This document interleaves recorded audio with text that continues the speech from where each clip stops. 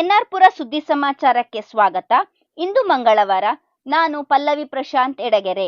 ಸುದ್ದಿಗಳ ವಿವರ.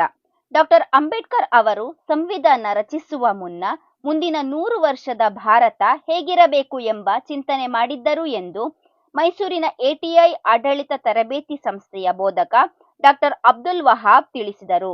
ಅವರು ಸೋಮವಾರ ಪಟ್ಟಣದ ಅಂಬೇಡ್ಕರ್ ಭವನದಲ್ಲಿ ತಾಲೂಕು ಆಡಳಿತ, ಸಮಾಜ ಕಲ್ಯಾಣ ಇಲಾಖೆ, ತಾಲೂಕು ಪಂಚಾಯಿತಿ, ಪಟ್ಟಣ ಪಂಚಾಯಿತಿಯ ಸಂಯುಕ್ತ ಆಶ್ರಯದಲ್ಲಿ ನಡೆದ ಡಾಕ್ಟರ್ ಬಾಬು ಜಗಜೀವನ್ ರಾಮ್ ಅವರ 118ನೇ ಹಾಗೂ ಡಾಕ್ಟರ್ ಬಿಆರ್ ಅಂಬೇಡ್ಕರ್ ಅವರ 134ನೇ ಜನ್ಮದಿನಾಚರಣೆ ಸಮಾರಂಭದಲ್ಲಿ ಉಪನ್ಯಾಸ ನೀಡಿದರು. ಡಾಕ್ಟರ್ ಅಂಬೇಡ್ಕರ್ ಅವರು ಮುಂದಿನ ಭವಿಷ್ಯ ಇಟ್ಟುಕೊಂಡು ಸಂವಿಧಾನ ರಚಿಸಿದ್ದರು.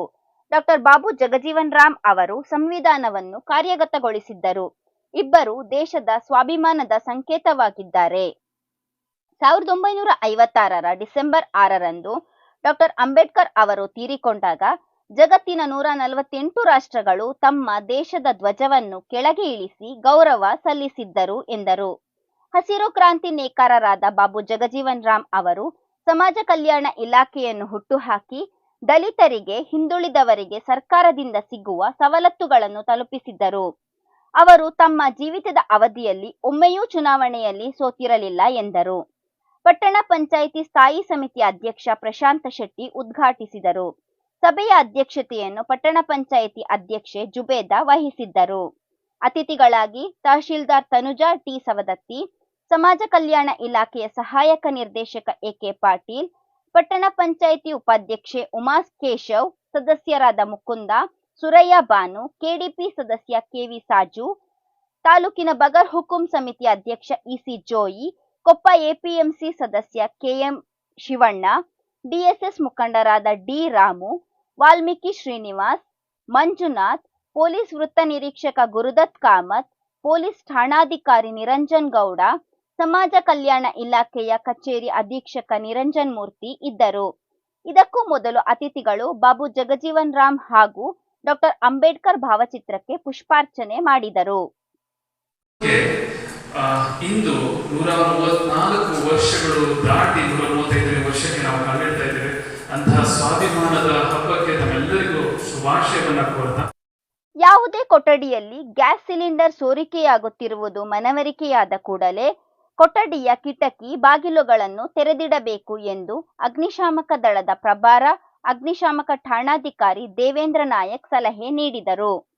ಅವರು ಸೋಮವಾರ ಅಗ್ನಿಶಾಮಕ ಸೇವಾ ಸಪ್ತಾಹ ದಿನಾಚರಣೆ ಕಾರ್ಯಕ್ರಮದ ಹಿನ್ನೆಲೆಯಲ್ಲಿ ತಾಲೂಕಿನ ಗಾಂಧಿ ಗ್ರಾಮ ಹಾಗೂ ಸುಸಲವಾನಿಯಲ್ಲಿ ಗ್ರಾಮಸ್ಥರಿಗೆ ಗ್ಯಾಸ್ ಸಿಲಿಂಡರ್ ಸೋರಿಕೆ ಹಾಗೂ ಬೆಂಕಿ ಹೊತ್ತಿಕೊಂಡಾಗ ತುರ್ತು ಕ್ರಮ ಕೈಗೊಳ್ಳುವುದರ ಬಗ್ಗೆ ಪ್ರಾತ್ಯಕ್ಷಿಕೆಯೊಂದಿಗೆ ಮಾಹಿತಿ ನೀಡಿದರು. ಪ್ರತಿ ವರ್ಷ ಏಪ್ರಿಲ್ 14ರಿಂದ 20ರವರೆಗೆ ಅಗ್ನಿಶಾಮಕ ಸೇವಾ ಸಪ್ತಾಹ ದಿನಾಚರಣೆ ಆಚರಿಸಿ ಸಾರ್ವಜನಿಕರಿಗೆ ಅಗ್ನಿ ಸುರಕ್ಷತೆ ಮತ್ತು ನಿಯಂತ್ರಣದ ಬಗ್ಗೆ ಅರಿವು ಮೂಡಿಸುತ್ತಿದ್ದೇವೆ. ಗ್ಯಾಸ್ ಸಿಲಿಂಡರ್ ಲೀಕೇಜ್ ಆಗುತ್ತಿದ್ದರೆ ತಕ್ಷಣ ಕಿಟಕಿ, ಬಾಗಿಲುಗಳನ್ನು ತೆಗೆಯಬೇಕು. ಗಾಳಿ ಬೆಳಕು ಸರಾಗವಾಗಿ ಇರುವಂತೆ ನೋಡಿಕೊಳ್ಳಬೇಕು. ಯಾವುದೇ ಕಾರಣಕ್ಕೂ ಆ ಕೊಠಡಿಯ ವಿದ್ಯುತ್ ಸ್ವಿಚ್ ಹಾಕಲು ಅಥವಾ ಸ್ವಿಚ್ ಆಫ್ ಮಾಡಲು ಹೋಗಬಾರದು. ತಕ್ಷಣ ಸಿಲಿಂಡರ್ ಮನೆಯಿಂದ ಹೊರಗೆ ತಂದು ಇಡಬೇಕು ಎಂದು ಸಲಹೆ ನೀಡಿದರು. ಗ್ಯಾಸ್ ಸಿಲಿಂಡರ್ಗೆ ಬೆಂಕಿ ಹೊತ್ತಿಕೊಂಡರೆ ತಕ್ಷಣ ಬಟ್ಟೆಯನ್ನು ಒದ್ದೆ ಮಾಡಿ ಸಿಲಿಂಡರ್ ಮೇಲೆ ಹಾಕಿ ಸುತ್ತಬೇಕು. ಬೆಂಕಿ ಆರಿದ ನಂತರ ರೆಗ್ಯುಲೇಟರ್ ಆಫ್ ಮಾಡಬೇಕು. ಬೆಂಕಿಯಿಂದ ಹತ್ತಿರ ಹೋಗಲು ಸಾಧ್ಯವಾಗದಿದ್ದರೆ ದೂರದಿಂದಲೇ ಪೈಪ್ಗಳಿಂದ ನೀರನ್ನು ಹಾಕಿ ಬೆಂಕಿಯನ್ನು ನಂದಿಸಬೇಕು ಎಂದರು. ನಂತರ ಸುಸಲವಾನಿಯಲ್ಲಿ ಧರ್ಮಸ್ಥಳ ಗ್ರಾಮ ಯೋಜನೆಯ ಸದಸ್ಯರು ಹಾಗೂ ಗ್ರಾಮಸ್ಥರಿಗಾಗಿ ಗ್ಯಾಸ್ ಸಿಲಿಂಡರ್ ಬಗ್ಗೆ ಮಾಹಿತಿ ನೀಡಲಾಯಿತು. ಈ ಸಂದರ್ಭದಲ್ಲಿ ಪ್ರಮುಖ ಅಗ್ನಿಶಾಮಕ ಡಿಕೆ ಸಂತೋಷ್ ಕುಮಾರ್, ಸಿಬ್ಬಂದಿಗಳಾದ ಪಿ ರಮೇಶ್, ಬಸವರಾಜ್ ಮೇಟಿ, ಡಿಆರ್ ನವೀನ್ ನಾಯ್ಕ್, ಶಿವಾನಂದ್ ವಿ ಶಿಂದೆ ಇದ್ದರು. ಇದಕ್ಕೂ ಮೊದಲು ಪಟ್ಟಣದ ಅಗ್ನಿಶಾಮಕ ದಳದ ಕಚೇರಿಯಲ್ಲಿ ಹುತಾತ್ಮರಾದ ಅಗ್ನಿಶಾಮಕ ದಳದ ಸಿಬ್ಬಂದಿಗಳಿಗೆ ಶ್ರದ್ಧಾಂಜಲಿಯನ್ನು ಅರ್ಪಿಸಲಾಯಿತು. ಪಟ್ಟಣದ ವಿವಿಧ ಅಂಗಡಿ ಹಾಗೂ ನಾಗರಿಕರಿಗೆ ಕರಪತ್ರಗಳನ್ನು ಹಂಚಲಾಯಿತು. ಮಕ್ಕಳಲ್ಲಿ ವ್ಯವಹಾರ ಜ್ಞಾನ ಬೆಳೆಯಲಿ ಎಂದು ಮಕ್ಕಳ ಶಿಬಿರದಲ್ಲಿ ಮೆಟ್ರಿಕ್ ಮೇಳ ಏರ್ಪಡಿಸಿದ್ದೇವೆ ಎಂದು ರಾಗಮಯೂರಿ ಅಕಾಡೆಮಿ ನಿರ್ದೇಶಕಿ ಅಂಕಿತಾ ಪ್ರಜ್ವಲ್ ತಿಳಿಸಿದರು. ಅವರು ಸೋಮವಾರ ಅಗ್ರಹಾರದ ಅನ್ನಪೂರ್ಣಮ್ಮ ರಂಗನಾಥ ಸಭಾಂಗಣದಲ್ಲಿ ರಾಗಮಯೂರಿ ಅಕಾಡೆಮಿ ಏರ್ಪಡಿಸಿರುವ 10 ದಿನಗಳ ಬೇಸಿಗೆ ಶಿಬಿರದಲ್ಲಿ 3ನೇ ದಿನ ಮಕ್ಕಳಿಗಾಗಿ ನಡೆದ ಮೆಟ್ರಿಕ್ ಮೇಳದ ಸಮಾರೋಪ ಸಮಾರಂಭದಲ್ಲಿ ಮಾತನಾಡಿದರು. ಮಕ್ಕಳ ಸಂತೆಯನ್ನು 3 ಗುಂಪುಗಳಾಗಿ ಮಾಡಿದ್ದೇವೆ.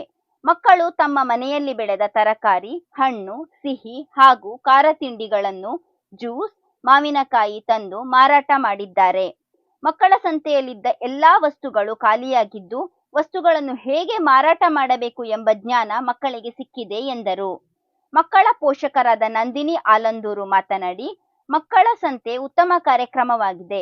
ಮಕ್ಕಳಲ್ಲಿ ವ್ಯವಹಾರ ಜ್ಞಾನ ಸಿಗುತ್ತಿದೆ. ಮುಂದಿನ ದಿನಗಳಲ್ಲಿ ಮಕ್ಕಳಿಗೆ ಹಣಕಾಸಿನ ವ್ಯವಹಾರ ಮಾಡಲು ತರಬೇತಿ ಸಿಕ್ಕಿದೆ. ಮಕ್ಕಳು ತುಂಬಾ ಸಂಭ್ರಮ ಪಟ್ಟಿದ್ದಾರೆ ಎಂದರು. ಪೋಷಕರಾದ ಅಭಿನವ್ ಗಿರಿರಾಜ್, ಸುಧಾಕರ್ ಮಾತನಾಡಿದರು. ಮಕ್ಕಳ ಸಂತೆಯಲ್ಲಿ ಭಾಗವಹಿಸಿದ್ದ ಮಕ್ಕಳು ತಮ್ಮ ಅನಿಸಿಕೆ ವ್ಯಕ್ತಪಡಿಸಿದರು. ಮಕ್ಕಳ ಪೋಷಕರು ಸಂತೆಯಲ್ಲಿ ಭಾಗವಹಿಸಿದ್ದರು. ಕಾರ್ಯಕ್ರಮದಲ್ಲಿ ಮಕ್ಕಳ ಸಂತೆಯನ್ನು ಇಟ್ಕೊಂಡಿದ್ದಾರೆ. ಇದು ನಿಜಕ್ಕೂ ಒಂದು ಒಳ್ಳೆ ಕೆಲಸ ಅಂತ ಹೇಳ್ಬೋದು. ಯಾಕಂದ್ರೆ ಒಳ್ಳೆ ಕಾರ್ಯಕ್ರಮ. ಯಾಕೆಂತಂದ್ರೆ ಮಕ್ಕಳಲ್ಲಿ ಒಳ್ಳೆ ವ್ಯವಹಾರ ಜ್ಞಾನ ಮತ್ತೆ ಒಂದು ಕಮ್ಯುನಿಕೇಶನ್, ಒಂದು ಸಂಪರ್ಕ ಜನಗಳ ಮಧ್ಯೆ ಹೇಗೆ. ರಾಗಮಯೂರಿ ಅಕಾಡೆಮಿಯಿಂದ 2ನೇ ವರ್ಷ ನಡೀತಿರುವಂತಹ ವರ್ಣ ವೈಭವ ಚಿನ್ನರ ಕಲರವಾರು 2ನೇ ವರ್ಷ ನಡೀತಿರುವಂತದ್ದು. ಇಂದು 3ನೇ ದಿನ. ಇಂದು ನಾವಿಲ್ಲಿ ಮಕ್ಕಳ ಸಂತೆ ಮಾಡಿದ್ವಿ. ವಂದನೆಗಳು.